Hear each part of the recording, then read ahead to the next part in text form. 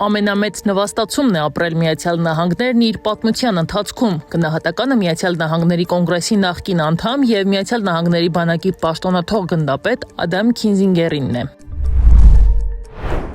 Աստվածիմ։ Եթե մենք Հորմուզի նեղուցի վերահսկողությունը փոխանցենք Իրանին եւ համաձայնենք վնասի փոխհատուցմանը, դա կդառնա Ամերիկայի պատմության մեջ ամենամեծ նվաստացումը։ Նախագահ Թրամփը ապրիլի 8-ի լույս առավոտյան սոցիալական ցանցում հայտարարեց, որ կասեցնում է Իրանի ռմբակոծությունը 2 շաբաթով, մեկ պայմանով, որ բացվի Հորմուզի նեղուցն ամբողջական, անհապաղ ու անվտանգ։ Ի պատասխան Իրանի արտգործնախարարը հաստատեց, որ Իրանը կդադարեցնի պաշտպանական գործողությունները, եթե Միացյալ Նահանգները դադարեցնի հարձակումները, եւ որ Հորմուզի նեղուցով անցումն ապահովելու է իրանական զինուժի հետ համակարգման ճանապարհով։ Վերլուծաբան Սերգեյ Մելքոնյանը նշում է, որ երկու կողմն էլ կարող են հաղթանակի մասին հայտարարել, սակայն դա դեռ չի նշանակում, որ հստակ պայմանավորվածություն ձեռք է բերվել։ Իրանը հաղթել է այն տեսանկյունից, որ ինքը չի ընդունել Ամերիկայի պահանջները, չի կատարել իրենց, դիմադրել է եւ փաստացի ստիպել է Ամերիկային ընդունել իր բանակցային օրակարգը։ Միացյալ Նահանգները կարող են հայտարարել, որ իրենք են հաղթել, որովհետեւ Իրանը ընդունեց զինադատարը։ Ի սկզբանե Իրանը դեմ էր որոշակի տարբեր ձևաչափների զինադատարներին եւ պատրաստ էր քննարկել միայն խաղաղության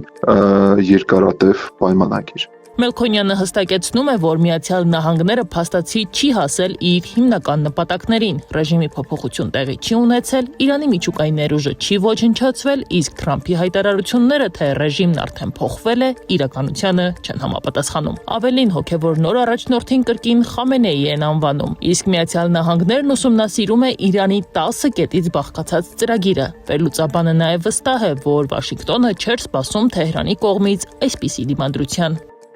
Մենք տեսնում ենք, ինչպես Միացյալ Նահանգները ուղեկցին դեպի մերձավոր արևելք նոր ուժեր պատերազմի մի քանի շաբաթ հետո։ Սա մեկ նշանակում է, որ իրենք չէին պատրաստվում, որ այս քանակի ուժ պիտի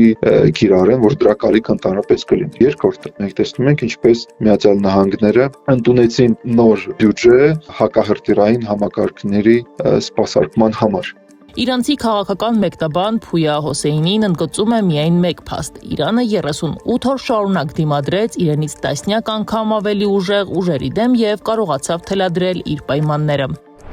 Երկու կողմ էլ վնաս է կերել, այդպես չի, որ միայն Իրանը վնաս կերել ամբողջ մերձավոր արևելքում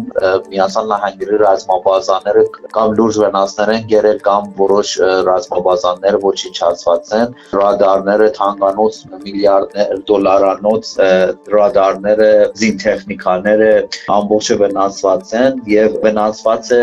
ամբողջ աշխարհում Միացյալ Նահանգների վարկանիշը։ Հուսեյնին ընդգծում է, որ Միացյալ Նահանգներն ի վերջո ստիպված եղավ ընդունել Իրանի առաջ քաշած 10 կետերը որպես բանակցությունների հիմք, քանի որ այլ ռազմավարությունն ավելի կործանարար կլիներ ոչ միայն տարածաշրջանի, այլ նաև համաշխարհային էներգետիկ շուկայի համար։ Միացյալ Նահանգները վերջին օրերս Թրամփը սպառնում էր Իրանին, որ Իրանի ենթակառույցները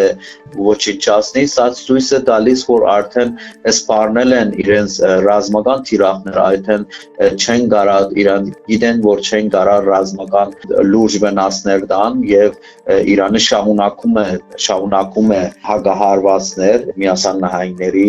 ռազմաբազաների։ Բանակցային սեղանի շուրջ կան բազմաթիվ հանգուցային կետեր, որոնք հեշտությամբ չեն լուծվի։ Հորմուզի նեղուցի նոր կարգավիճակը, Իրանի ուրանի հարստացման իրավունքի ճանաչումը, Լիբանանի եւ Իրաքի հարցերի ներառումը, ինչպես նաեւ Իսրայելի գործոնը։ Վերջինս բանակցային գործընթացի մաս չէ, բայց շարունակում է հարվածել Լիբանանի ուղղությամբ, ըստ էության խախտելով հրադադարի պայմանավորվածությունը։